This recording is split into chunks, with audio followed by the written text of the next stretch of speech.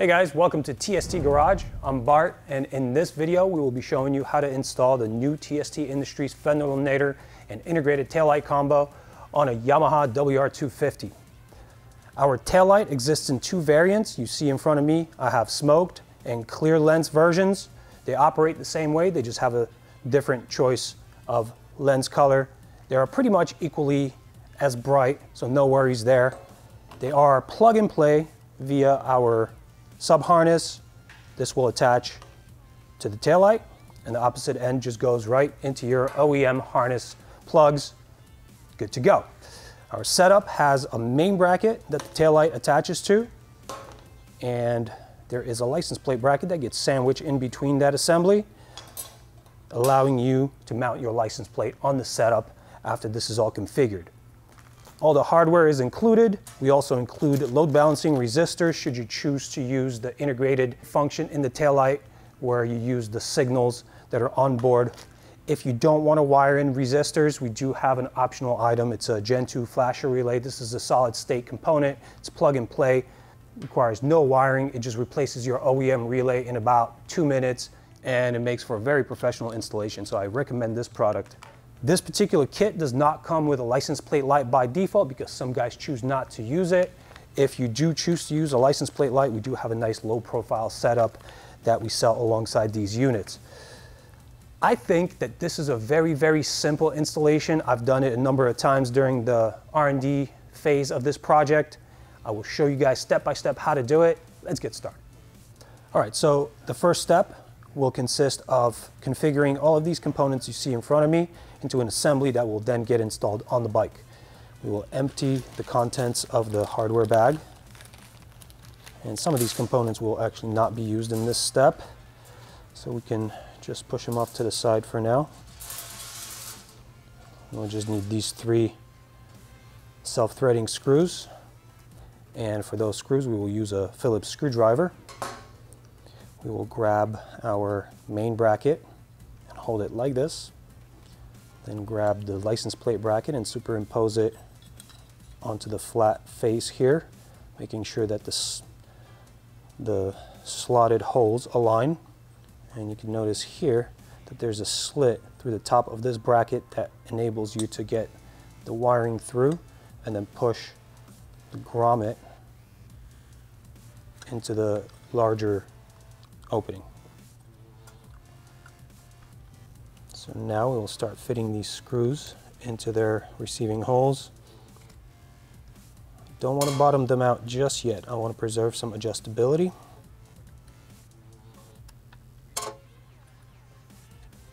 Now we've left you guys slots here so you can adjust this tail light up and down slightly. What I like to do is start in the uppermost position with the license plate bracket pushed in as far as it'll go, and then if I need to adjust it further on the bike, then I make my adjustments while this whole assembly is on the bike. I'm going to tighten down all the way on all these screws, and remember, you are using self-threading screws that fit into plastic. They cause enough friction to be exerted on the fastener connection so that they will not back out, but make sure you don't over tighten them because you may damage the threads that you are cutting. All right, so this is pretty much ready. I'm going to undo the wire tie, plug in my harness, and then we will be ready to jump onto the bike. In this next step, we will be removing the side panels off the bike here. This is done via one 5mm Allen screw and then dislodging all of the clips. Both sides are the same, so we'll show it to you on this side and just move forward to the next step. So up front, there's a rubber grommet that needs to be dislodged this way, and then you slide this element down like so, and it disengages these sliding clips. So grommet, holder, pop it out, slide it down, off.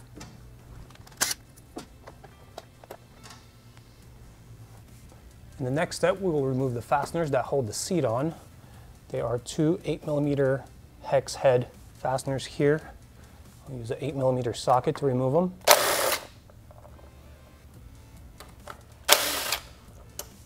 And now the seat can come up. So the seat comes off towards the rear of the bike. Now we have access to this area here. We will remove the ECU from its holder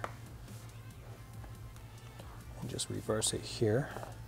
Now we'll need to remove these two 10mm head fasteners using a socket. At this point, we can pull this entire tail section towards the rear.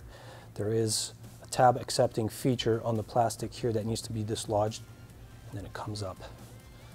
See the tab here, and the tab accepting feature. It just comes off nice and easy. At this point, I'd like to undo all of the wire management clips and cut off the zip ties.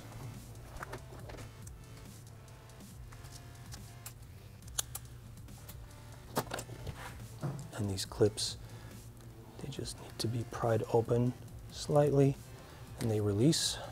There's an additional one here. Now we have 4 wire pairs. We will remove the main connector for the tail light,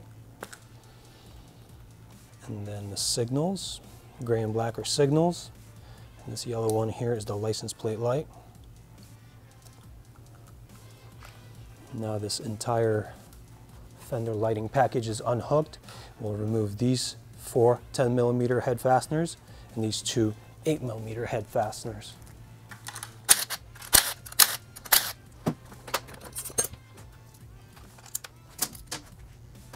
As I get to my last fasteners here, I like to support the assembly by hand so it doesn't just drop off.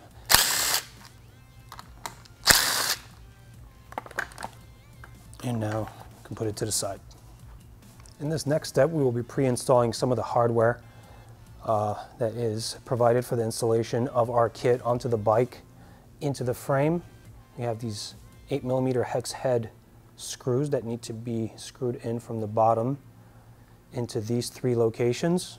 Technically, you can screw them in from the top, but we found it a lot nicer cosmetically to just have these bottomed out into the bottom of this frame here in this area.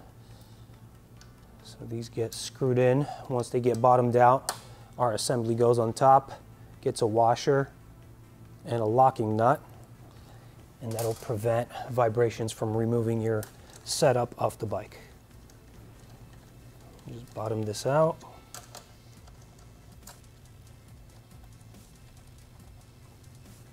And I'm just going to tighten it up with the ratchet. This method actually helps flow the rest of the assembly easier because you have locating features up top. I'm going to drop a washer on each one of these protruding screws now.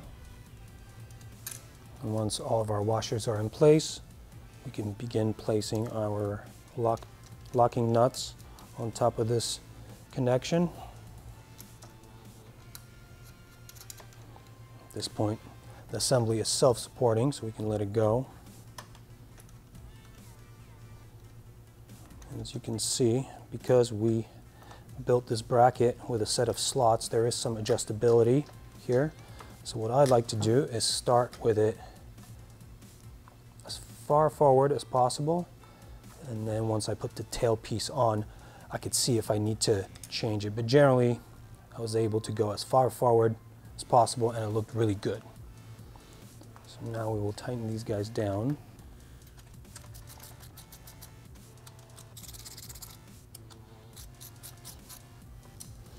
Now I'm just going to hold the head of the fastener from the bottom as I tighten it up. Now we have our entire assembly mounted to the bike, and now we can think about what to do about the wiring. As you can see, this is pretty long. We're going to have to loop it here and get it in the frame here.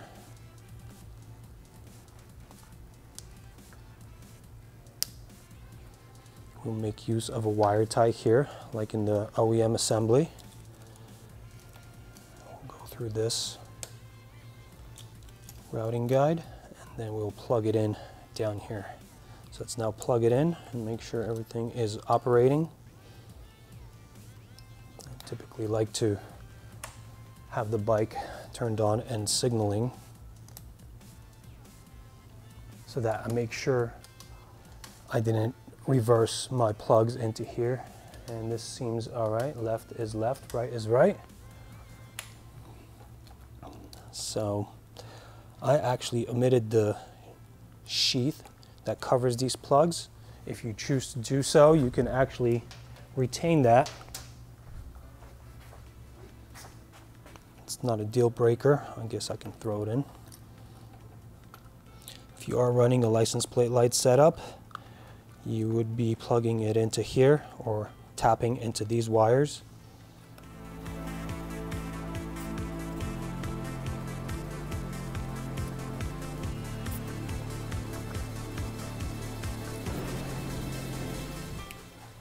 Snip off the excess, and now we'll be ready to put the tail piece back on.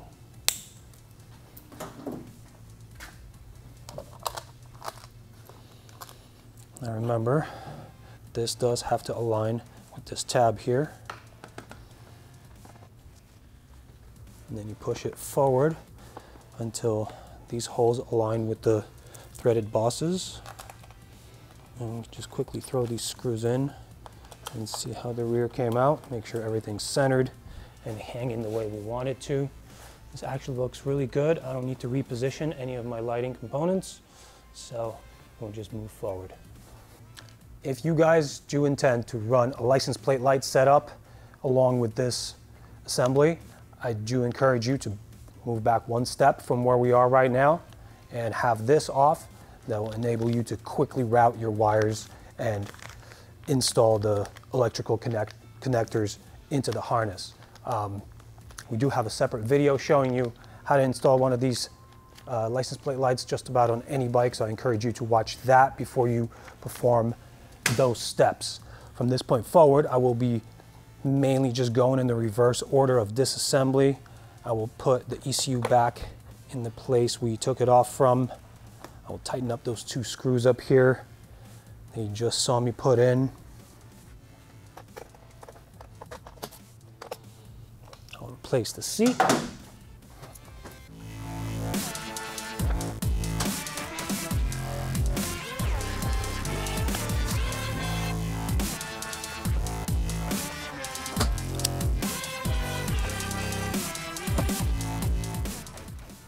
Now our left and right panels go on the bike.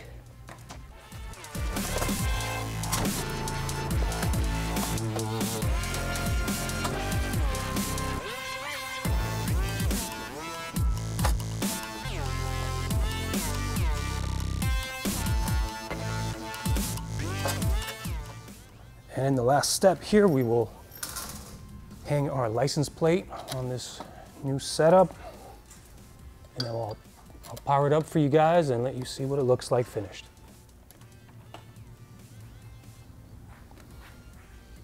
We have a running light, we have brake light, we have signals, although they are flashing pretty fast now. Anytime you change your OEM signals to LED type signals, you will get something that we like to call hyper flash. Your system starts flashing at you faster than the 85 cycles per minute.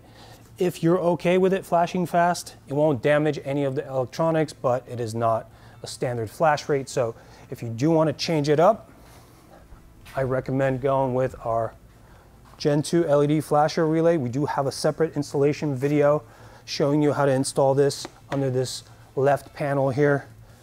It's a 2-minute installation. You can actually fine-tune the flash rate that is accessed via a potentiometer on the board of that component. It's really simple. And besides that, what else can I say? I think I really like how a 15-minute installation really transforms the whole rear end of this bike. If you're riding a lot of trails with a lot of water and puddles, this is probably not the right step for you. You will be getting a lot of water on your back because you're ditching that mud flap. If you're doing a lot of street riding and you just want to ditch some weight and make your whole rear end really cosmetic, I think this is top notch. This is the best choice on the market, and you can find it at tstindustries.com. Find more photos, more information, and get it ordered there. Thanks for watching. We'll see you next time.